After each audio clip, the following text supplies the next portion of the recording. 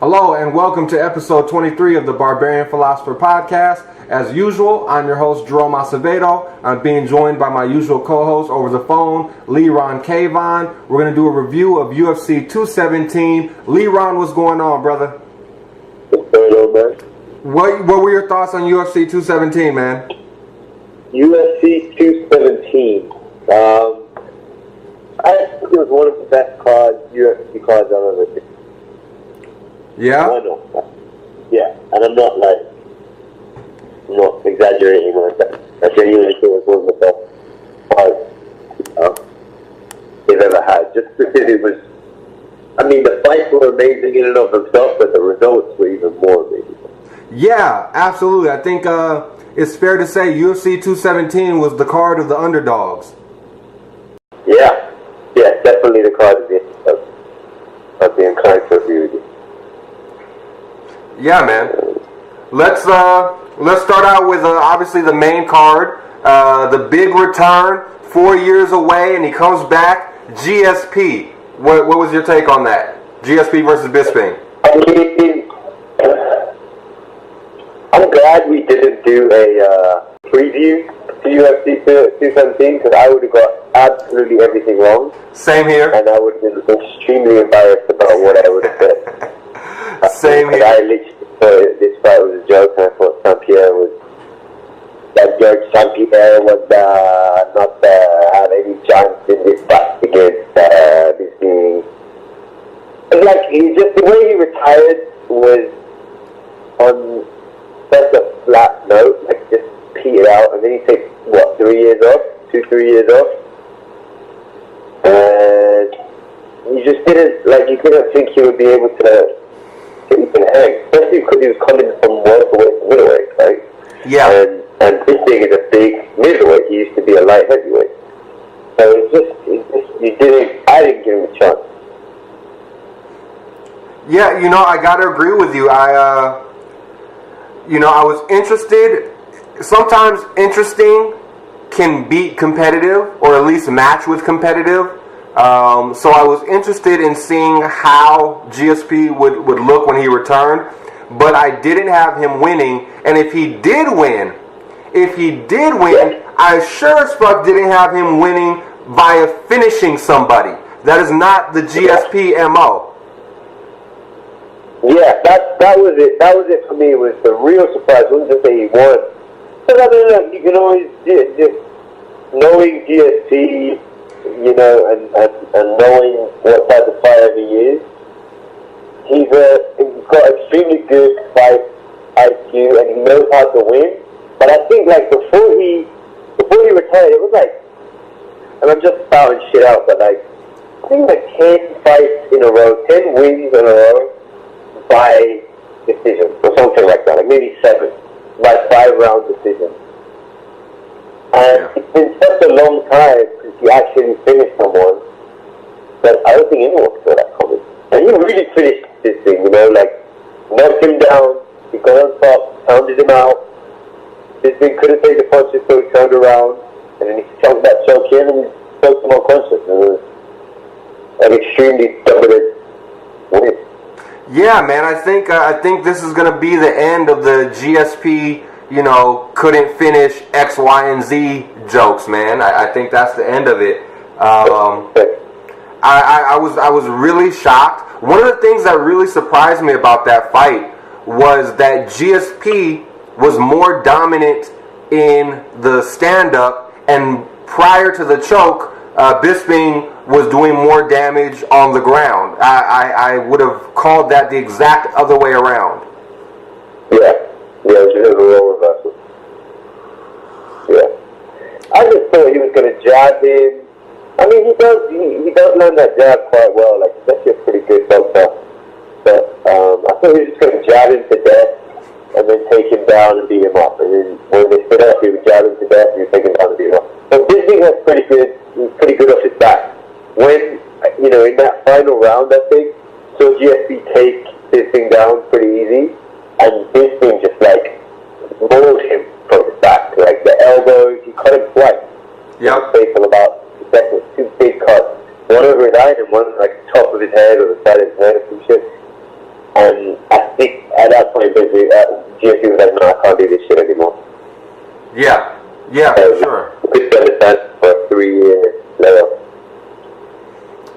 Yeah, man, I think one of the interesting points that George made when he was talking to Rogan after the fight was the fight IQ. So before he choked Bisping out, obviously he was on top, pounding him out, and he kind of gave him some space. And GSP was saying that he did that deliberately as a setup to take the back, to kind of bait Bisping into thinking that he was going to get, you know, some distance and turn over to try to get up. And then once he turned his back to try to get up, to pressure back on him and finish him like that. I thought that was very well played on his behalf. Yeah, he's a real smart fighter, a real smart dude. I remember him doing that against Matt Serra. He would take him down, and Matt Serra would like wiggle his way out, and I guess the GSP was prepared for that, but he kept letting him half get up, like kind of take him down and then kind of half let him get up, and then he would just annihilate him with knees to his ribs. As Matt Serra was kind of on all fours trying to get up, stand up, GSP was just laying into him with the hardest he's ever seen. Full count into his ribs, and that's how he stopped him. And that was cool just to see him, because it was very like, he was really like gaming him, you know, he really outsmarted Matt Serra. So he's a smart dude. Yeah, absolutely. I think that's one of his bigger attributes in his favor is his intelligent approach to the sport. Yeah. It was also really nice to see Freddie Roach cornering in MMA for the first time, and if I'm not mistaken, it was hard to tell, but if I'm not mistaken, he was kind of tearing up a little bit on the side while GSP was giving his little post-fight interview. Was he? I didn't see that bit. I was just watching the fight. Yeah. Okay. I'm sorry, no, go ahead. Why? What did he say? What was so about it? I don't know. Freddie Roach didn't really say anything, but I know this was his first cornering within the UFC, and I believe his first cornering of an MMA match, period.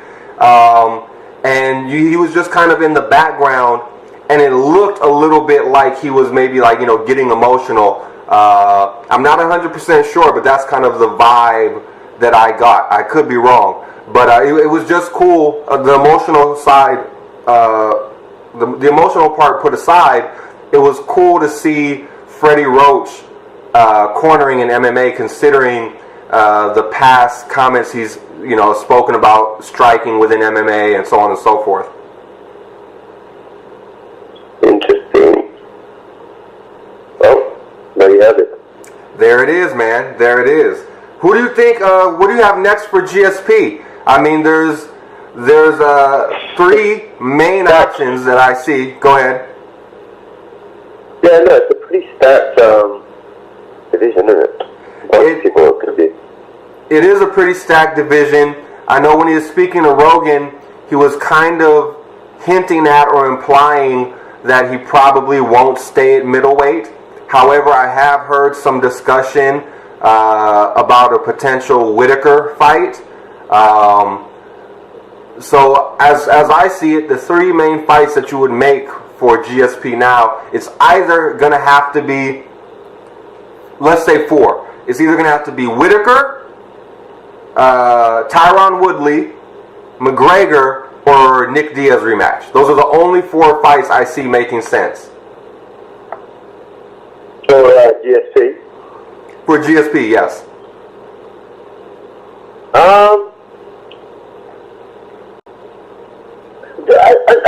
I'm just gonna say, I don't really like the idea of people coming in to a weight class and taking the championship and then not staying there.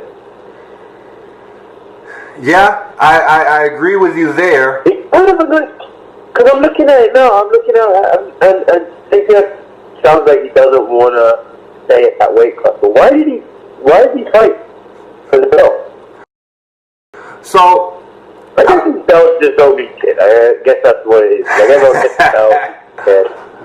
I think that's... And to be fair, Bisping was not the most dominant middleweight champion of all time. So I guess he just saw an opportunity to snatch a belt and be a two-weight class champion, and he took it. And so I don't know if you can talk that much shit against it, but I don't know. I mean, if he's not going to stay in that weight class, then obviously why he's kind of annoying, you know? Well, yeah, I agree with you. There is a nuisance to it, but I think you touched on a couple things that are right. I think part of it is Bisping is not the most intimidating or overtly dominant champ. I know they had trained together before, and GSP would get the better of him in wrestling and so forth. So I think he kind of walked into this feeling a little bit confident because of that. Also, there's the legacy aspect to be one of the few people to be a two-weight champion. And I don't know if you recall this, but a few months ago, I predicted that if GSP beats Bisping, they'll have him go down and fight whoever is welterweight champ. At this point, is Tyron Woodley. And if GSP then beats Tyron Woodley, you now have a setup for Champ McGregor versus Champ GSP, the two biggest sellers in the UFC. And if the UFC allows GSP to hold both belts at the same time temporarily, they'll be the only two fighters to have ever done that. And that sets up a big mega fight. Yeah, that's a huge mega fight right there. But that's a big ask. I think honestly, it's easier. This thing was an easier fight than Woodley. Yeah. Woodley GSP is interesting, but also potentially the most boring fight of all time. Just because both of them they are very shrewd, tactical, and can be quite boring fighters. Mm-hmm. They both play for their strengths. They don't take risks, generally speaking. Although maybe this is a new Pierre, like he was ready to make the effort this one.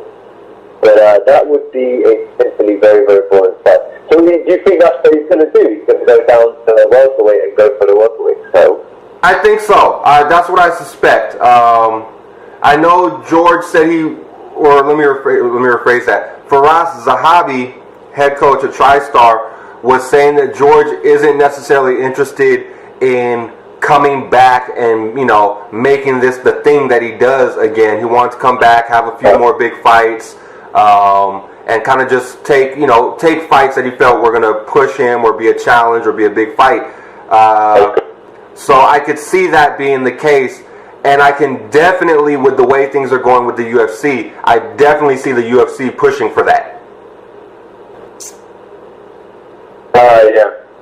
Apparently, from Dana White's perspective, he would be defending his belt against Robert Whittaker because he is contractually obligated to do so.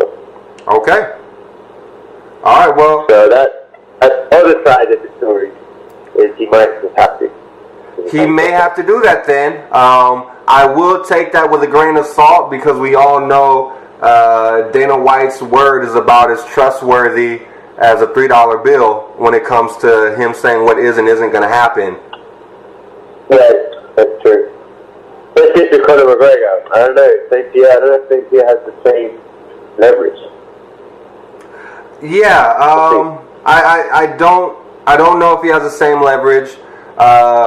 If they did fight though, let's say there was a GSP versus McGregor, whether it's right now or whether it's a little bit down the line, I don't know if McGregor can handle that. I think that might be too big of a leap for McGregor, considering that might be a leap, yeah. The strength and athleticism and the cleverness of GSP could be his kryptonite. But having said that, I think a lot of people, including myself, are kind of projecting a lot onto McGregor, seeing that he just lost so convincingly. For the first time, he really he really just wasn't in the same class as his opponents because it was a boxing fight.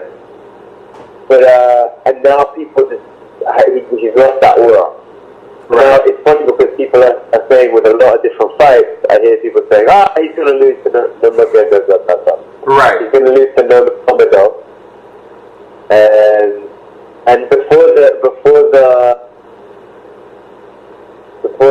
big money fight with Mayweather, people might say that, but they didn't say it with the same amount of gusto and confidence. If he's going to lose to Namajunas, he might lose to Ferguson, he might lose to, he's going to lose to Diaz again. So we might be projecting a little bit. That tends to happen when a fighter loses their aura. But it also tends to happen that when a fighter is on such a hot streak and is like so dominant, one loss can really change that. You see it with Silva, you see it with Fedor, like when they lose it, they lose it. Right. I think McGregor at his prime versus GSP, that would be a very, very interesting fight, and I would still have some confidence in McGregor. But now looking at it, it's funny because I actually see him. I would see him losing that fight. I wouldn't put my money on him. Wait, you would see McGregor losing that fight, or you would now? not? Yeah, now. Okay. But like 6 months ago, I wouldn't have said that. I would have said, that would be a really good fight. And McGregor has a chance. Yeah, I think maybe 6 months ago I actually might have given McGregor the favor in that fight. But considering that McGregor is a small welterweight and GSP just physically dominated not only a middleweight, but someone who's a relatively large middleweight at that, who has good striking. Bisping is not a slouch in boxing for MMA. And he has really good takedown defense as well. And GSP was able to kind of plow through that. So comparing the two, as far as their physical ability, let's take skill set out of it because that's obviously an attribute. But just on athleticism and physical capacity, I'm not sure if McGregor will be able. Look, if Nate Diaz was the bigger man, and it was hard to deal with. Right. Yeah. I think I was going to say the same thing. That we saw that just how big a deal that is again in just physics. With Nick Diaz, it wasn't his mass so much as his length and his height. True. And just kind of having to fight someone who had longer reach than him was, he wasn't used to that. And in those fights, he really struggled. Yeah. But I don't think GSP has the reach on him per se, but he definitely has the size and the power. Yeah, definitely. As far as wrestling acumen, as far as strength and just mass, he definitely has the advantage there. Yeah. But GSP does get hit a lot. I mean, you've seen his face in the past 2 fights, and he gets busted up a lot. That's true. And I mean, so does Diaz. But they kind of put people away, man. He touches you with the 4-ounce gloves in MMA. He tends to put people away. So you can never write McGregor off, but I would lean towards GSP if we had to put a gun to my head. That's actually a good point, and I'll build on that by saying not only, because there are fighters who get hit a lot, we can take both Diaz brothers as an example, but the difference between, let's say, the Diaz brothers or Tony Ferguson and GSP in regards to getting hit a lot is the prior 3 get hit a lot, but they don't get wobbled. We've seen GSP get wobbled a few times off of, a punch or a kick, and you see him go on to Queer Street. So that combination of getting hit a fair amount and being wobbled a fair amount throws an interesting monkey wrench into his system if he were to fight McGregor. You're saying GSP gets wobbled? Yeah. Yeah, he does, yeah. He doesn't necessarily have the best chin. Right. It's not a bad one. Like, this thing I would say has a bad chin. And he gets GSP doesn't have a really bad one, but he doesn't have like a iron chin either. You know, he's not like Nate Diaz. The only time I've seen Nate Diaz get dropped was against Conor and against, like, what was it, Josh Thompson or something? He got knocked out with a head kick. I think it was Josh Thompson. Back in the day.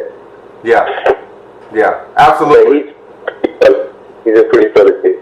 And that really was the difference, you know, like his ability to take punishment, I think. People don't really talk about that, but in both fights, he had to take a lot of punishment. And that was the difference, I think, between the two. There wasn't a huge skill difference. There wasn't a huge strength or power difference. It wasn't that Diaz hit him more. It's just that Diaz was able to take the punishment that Conor gave him, and Conor was not really able to take the punishment that Nate dished out. Right. In the fifth way. Right. Yeah. Right. Anyway, lots of other fights on this card. Yeah. Let's hit Joanna Jedrzejczyk versus yes, JJ versus Rose Namajunas. Thug Rose. What that one? I think out of all of them, out of all three of the main fights, that one in particularly blew me away. That was the one I least expected to go that way. It was just so one-sided. Like, Rose just like just tired her basically. You know, she had this strong pass away her. She landed it, I don't know, 2-3 times before she put her away. And that jab of Jedrzejczyk didn't really do shit. No, I think one of the main things that we saw in that fight, the main deciding factors was Rose's footwork and overall movement. What kind of separated her footwork from Joanna's footwork is that Joanna was a lot of forward, backward, and Rose, you saw a lot of forward, backward, and you saw a lot of lateral movement as well. And it was very fluid, and it mixed its pace and its rhythm up a lot. And you saw Joanna having a hard time closing the gap and kind of finding her range. She would think she was in range to throw something, and then Rose would be out of the way. And I don't want to say it was a karate stance per se or a karate footwork per se, but it wasn't your traditional boxing or Muay Thai in the pocket style distance or footwork. And I really think that threw off Joanna quite a bit. Yeah, it was definitely a new style for her. Just stylistically, it wasn't for her liking. I don't think she liked that style very much. No, she didn't.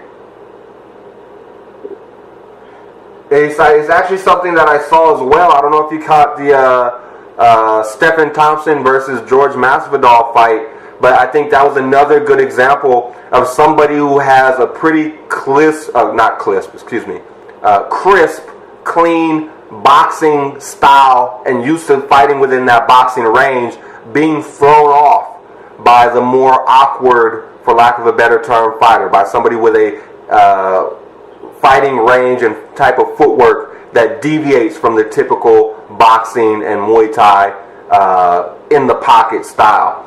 I also think it's fair to say that Joanna is used to having the reach advantage, and Rose was only maybe half an inch shorter than her in reach. And I think that may have also played a factor. Yeah, I'm inclined to agree.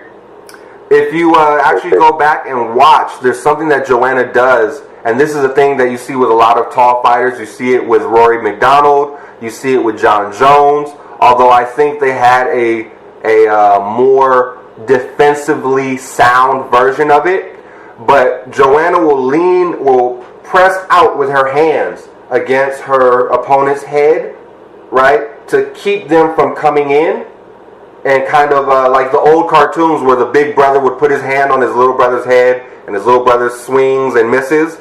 Joanna does a version of that because she's usually the longer fighter. And I believe right before she got clocked with that last hook, she did the exact same thing, but wasn't able to maintain that reach. And what she does differently, at least in this event, from John Jones and Rory McDonald, is Rory and John take the, I've heard it called the Dracula guard or the Thai long guard, where one hand is pushed out to keep away and the other hand is in tight for defense.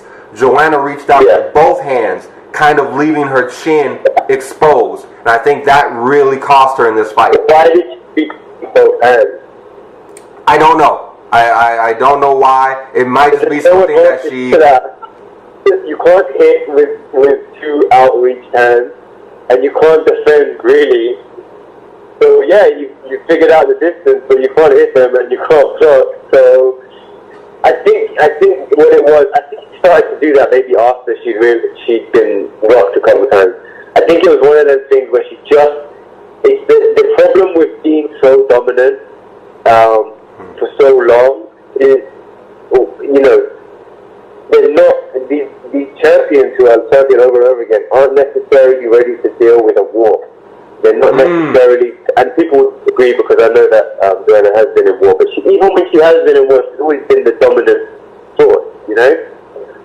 A lot of these champions, they fight someone who has, because everyone, there's styles they fight, everyone has their kryptonite, you know? Right. Like, what do you call it, tic-tac-toe, paper, rock, scissors, or whatever. Yeah. Everyone has a style that's not going to work for them. There's never been a fighter who has the answer to every single style. And when they encounter that style, it's doubly bad because they're so used to just wiping the floor with everyone that they don't really know what to do, and they tend to get flustered and they tend to compound the issue. So I think it came going back to that Conor Nate fight, Anderson Silva versus Weidman, when his tricks didn't work on Weidman. So Weidman just put his chin down and just kind of wailed on him and like didn't lose his composure. It wasn't necessarily brawling, but was really throwing with some intent. You know, he was able to hurt Silva. And before that, who was Silva fighting before that? Where he almost lost and then he pulled it off in the last round. He pulled off an armbar in the last round. That was that was Chael Sonnen. Yeah, you see these absolute dominant fighters when they're not able to get their way, they tend to just not be prepared for like war, you know?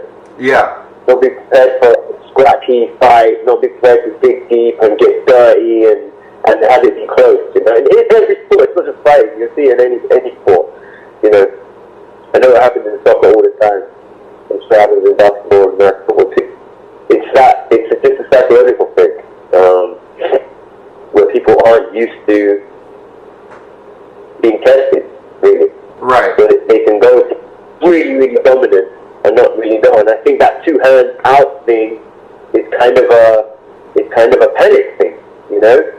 You ultimately, if you push both your hands out, you're just trying to keep the person away, trying to keep them from getting inside your guard, your stand-up guard, and just knocking, you know? He obviously wasn't enjoying getting hit, and then just trying to keep those hands out, and that makes the issue worse, because now you don't have any real defense. Yeah, for sure. I think you're right. I think it does have something to do with her not being accustomed to being the nail, only being accustomed to being the hammer, and I think it's also partially just she's been able to get away with that type of thing thus far because of reach advantage. Something that you mentioned is obviously the importance of maintaining composure. And I don't know if you got to see the post-fight press conference at all, but did you, before I say this, did you get to see that? I did not. I didn't see any post-fight or pre-fight. I just saw fight. Okay, so this was something, there was two quotes from Joanna. I'm just going to say both of them, so it's going to sound like one. But I think they're both relevant, and this was kind of the theme through all of the fights, through the GSP Bisping fight, through the TJ Dillashaw Garbrandt fight, and through the Namajunas to Jedrzejczyk fight. But this is what she said. She was asked about all the lead up to the fight and Joanna's kind of bullying and mental tactics and everything. Can you hear me? I just switched something. Can you hear me? Yeah. Okay, cool. Yeah. So, leading up to the fight, she was asked about all that. She said this: I just kept telling myself to stay calm and, just don't pay attention to these outside things that I can't control. All I can control is myself and just keep having a positive attitude. And then she went on to talk about how through the lead up of the fight and throughout the fight, she kept repeating this mantra of confidence, conditioning, composure, content, I'm a champion. And that ability to maintain composure, as you put it, and to kind of focus on the proper things, I think really was the tale of this card and a great set of advice for life in general. Yeah. Yeah. And I think a lot of times that's why we love the great fights. There's always some element of, psychological warfare. I think a complete fight kind of touches base on both sides of like the kind of internal, mental, spiritual, whatever side, and then the external, the physical. So there's always two ways to look at a fight, and the great fights you see both of them. Yeah. And the great fighters have both of those categories covered. They have weapons in their arsenal in both manners. For sure. Let's go ahead and switch over. Was there anything else on that fight that you noticed that you wanted to bring up? On Jedrzejczyk, Rose? Yeah. No, that was... Alright, well, let's go ahead and jump over to Garbrandt versus TJ Dillashaw. This is my favorite fight. Alright, well, tell me about that one. Why was that your favorite fight?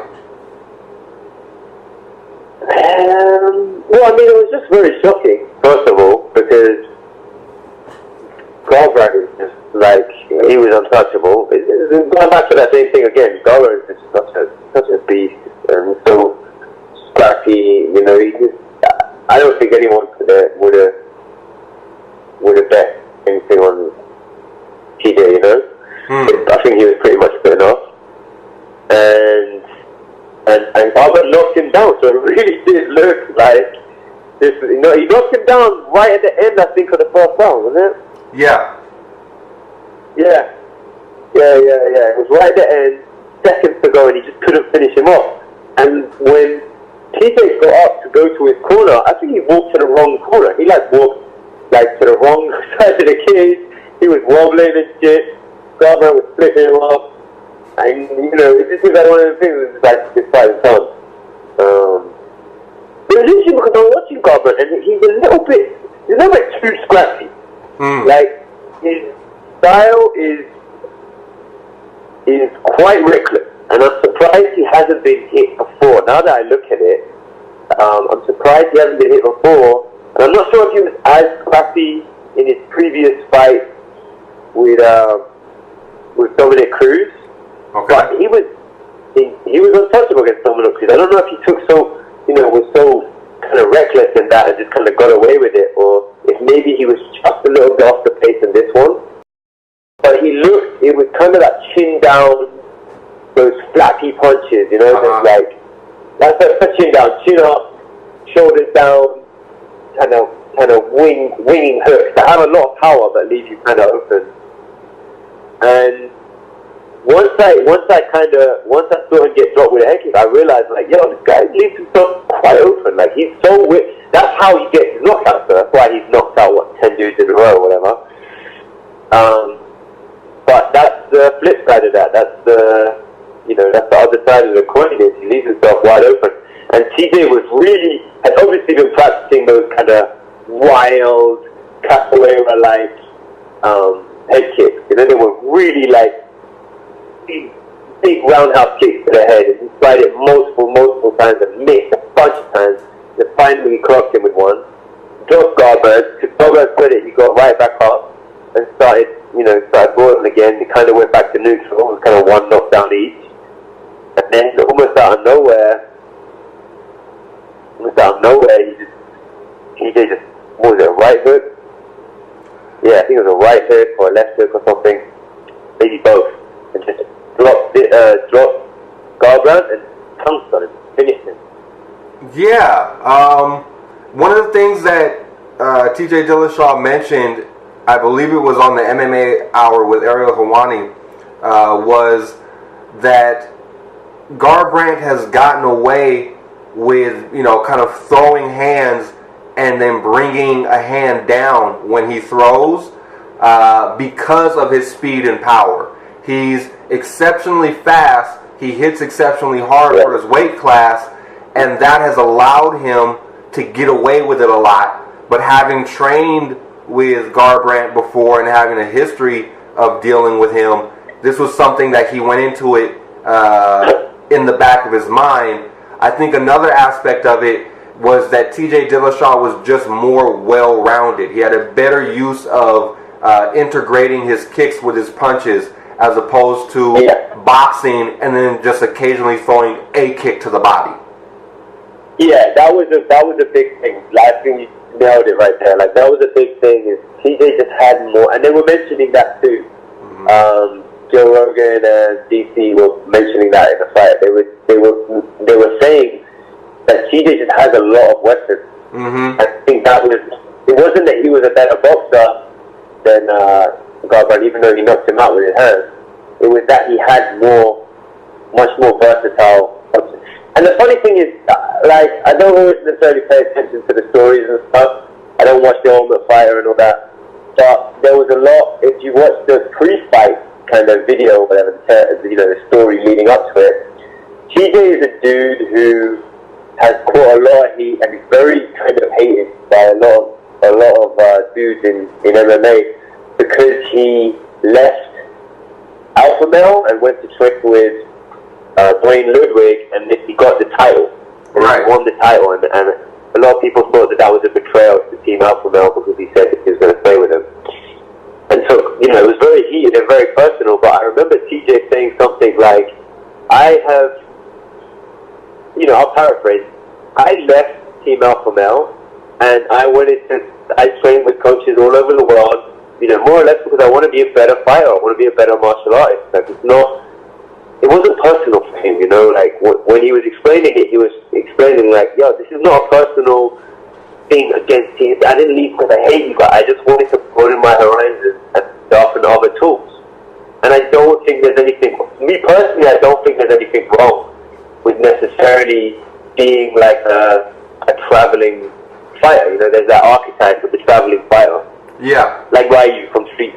Travels all around the world and travels fights in different places and with this, I don't think there's anything necessarily wrong with that. I don't think there's anything wrong staying with the same dudes who brought you up. But the point of the matter is, regardless, you have to keep learning and keep adding tools to your arsenal. And, Garbrandt could probably do with a few more tools in his arsenal and might be able to take a page out of TJ's book. Because it seems like TJ's approach was to just constantly get better, constantly, learn new things with new coaches and not be dogmatic about fighting. Yeah. So, constantly about fighting. But I don't know about the personals, I don't know all the personal stories. But that was the vibe I got, and that's what Yeah, no, I agree with you on that. That definitely seems to be the case. In all the interviews I've heard TJ, and of course, none of us were there, so we don't know. But the interviews I've heard TJ talk about this has been kind of like, look, it was never a personal thing for me. They kind of made it personal by presenting it in this either or, you're with us or you're with them fashion. But I was just going to where I felt, the skill sets that I needed would be available to me. And it's funny because martial arts, for whatever reason, is very similar to religion in this way, where it very quickly becomes we have the right thing and anything else is sacrilege type of a mentality. And I think the beef between Garbrandt or Team Alpha Male and TJ Dillashaw kind of highlights that potential aspect of martial arts. Yeah, I agree. It's not, you want to do away with dogma. You want to take the Bruce Lee approach and constantly be learning new things and constantly be starting from zero and constantly be learning, And and getting better. Otherwise, someone else, you'll be dominant, you'll be a champion for so long, but that's just natural as well. Like, that just happens. Like, you might get to the top and be champ and be really dominant, and someone has something new, and they jump over you, and then they're on the top, and then someone else comes up. It's just evolution, I'm not necessarily sure there's any way to avoid that. If you look at MMA, it's evolved a lot in the past few years, which is why the GSP fight was interesting, because I feel like MMA has changed since GSP was on top. Yeah, MMA for sure. A lot. And for sure. And I think everyone was curious as to whether GSP had been able to kind of keep up with the times. And that's why I think people were so impressed. It's a different sport from where you could just basically wrestle fuck people. People's jiu-jitsu has gotten better. People are much more dynamic fighters. And the lay-in pressure. And the rules have changed too. Like, refs will stand you up quicker. So, the ability to evolve, if I'm going to bring this rant to an end, the ability to evolve and adapt. It worked for Darwin, and I think it works for most of us. I concur. I agree with that. I'll throw my last question about that card out to you with this. I don't know if you got to see the Johnny Hendrick versus Paulo fight, but man, that's some power on that dude. Man, hell, he hit like a lion. No question. Here's my question to you: is Johnny Hendricks a case of USADA stole his thunder, or is he a case of a wrestler who's gotten too far away from his base and tried to become a striker?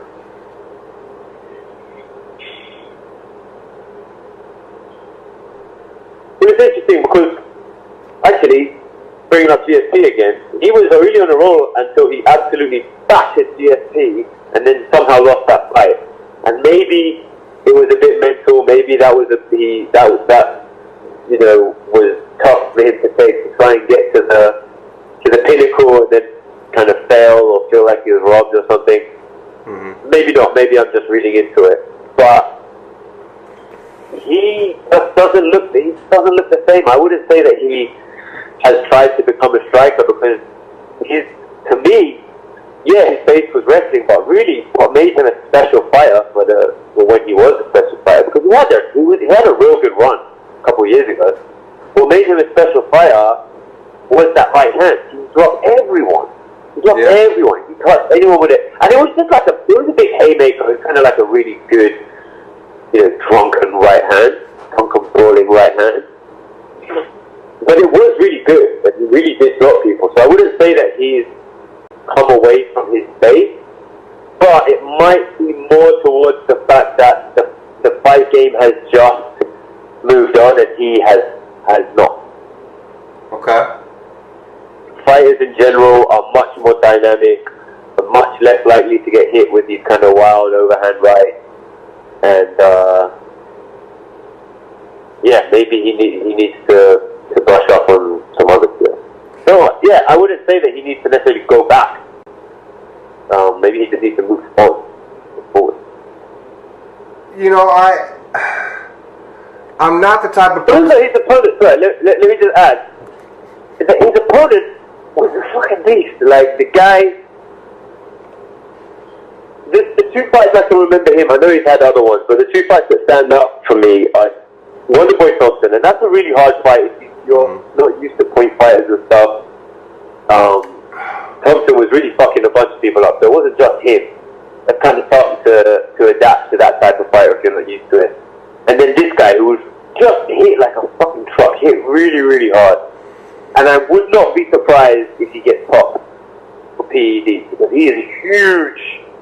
Whatever welterweight, whatever he is, he just looks way, way bigger than Hendricks.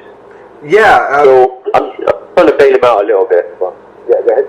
I was gonna say, I'm not one of these guys who, whenever somebody loses one or maybe two fights, it's like, oh, they're done, they should retire. Anybody who's not on a win streak should retire. But looking at Hendricks and looking at all the factors involved, the UFC might not be the place for him. And here's why I say that.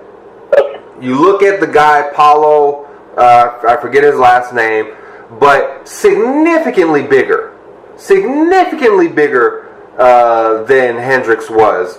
And I don't think Hendricks is a relatively small guy for middleweight, right? He's kind of a shorter guy. What's that? He was fighting a middleweight?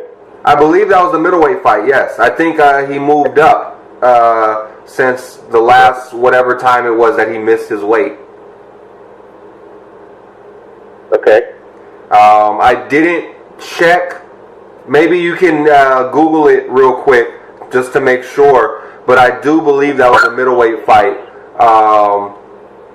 But what's his name? Johnny Hendricks was significantly smaller. He's had a ridiculously difficult time making weight. And his actual technical performance has really looked subpar his last handful of fights. And I know I didn't get to watch the interview, but I did see within my suggested videos on YouTube, in one of his post-fight interviews, he said he doesn't see a route back to the UFC belt. And I think that's a sign, man. That's a sign that if you can't make weight at welter and you're too small potentially for middle, and your performances in both weights have been subpar, man, it might just be time to wrap it up or maybe move to another organization. Honestly, this is gonna whatever. He's a little chubby. He needs to lose a little weight, because I know, like, at heavyweight it doesn't seem to be a problem at this point, although I think it will be in the future. But I think, you know, the days of the like beer belly fighters, you know, who are just like really tough or whatever, I think that they might be coming to an end now. You still got like Roy Nelson and stuff like that, but like that extra weight is going to be used against you. Mm-hmm. I mean, just look at him versus Costa. Look at just the body type. That to me was one of the biggest things. Yeah, technically he was off par, but he was also just in there. He was like a kind of lamb against a lion, you know, like. He just didn't look like he should be in the ring with that dude. He's constantly getting battered, had no power for the dude, and maybe he's just too chubby. I mean, look, you're a fucking athlete, you know? Yeah. But heavyweight, maybe get away with it. And I repeat, I don't think we're going to see these big, chubby heavyweights in 5 years' time. But at this point, I think they can get away with it. But I think that's just something that is kind of fading. Like, not that every dude has to be like a muscle man or whatever, but like the way, you know, the way people are cutting weight, which actually brings me to another point, which I'll mention after this, about the dude who died in the ring, the weight cutting. But yeah, well, fuck it, yeah. Let me move on to that dude. Did you hear about this dude? Just briefly. Why don't you fill me in a little bit?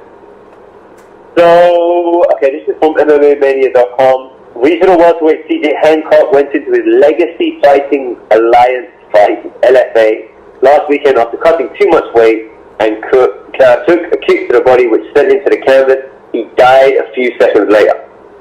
However, okay, not a sad story, paramedics were able to revive him following CPR and a couple of jokes from the defibrillator. Hancock was rushed to the hospital for his stopped heart and kidney failure, but is now feeling much better and resting comfortably at home. So apparently, technically, he was dead in the ring. Yeah. And they don't say specifically how much weight he cut in that short period of time, but it was a lot. It was a lot of weight. And these things seem to be coming up quite a lot. Yeah, it's definitely happening a lot more. It seems to be happening a lot more for sure.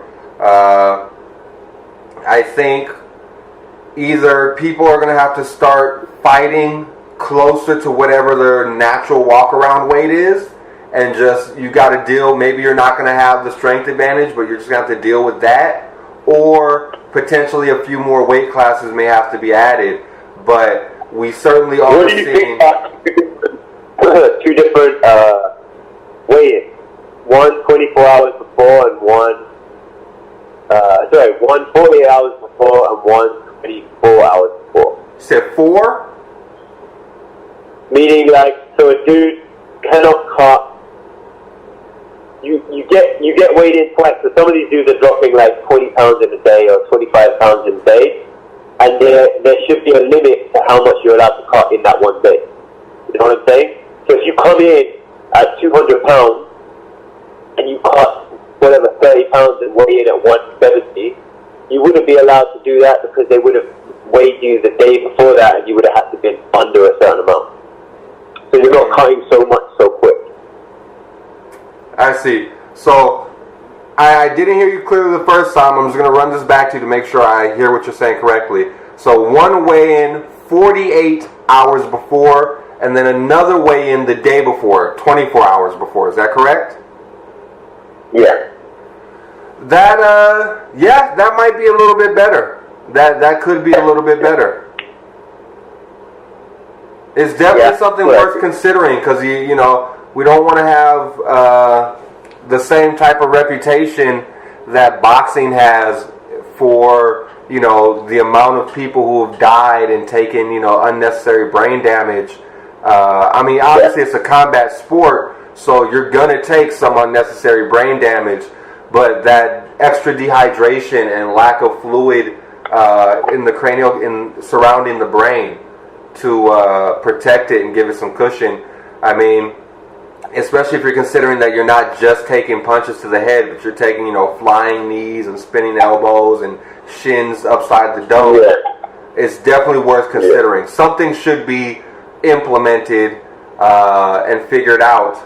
The question is, what is it and how long is it going to take, and how many more of these incidences are we going to see between now and then? Yeah, we'll see. Yes, sir. Yes, sir. Well, brother, that kind of wraps it up for me. I'm out of stuff to say. Did you have anything else you want to touch on before we close this off? No, man, that's it. Leave it at. All right, man. Well, thank you for calling, brother. As usual, it's always a pleasure to talk to you, man. It's always a pleasure to do these with you. To the viewers, thank you for taking the time to watch. Hit the like button. Hit the subscribe button. Peace out. You too. Peace.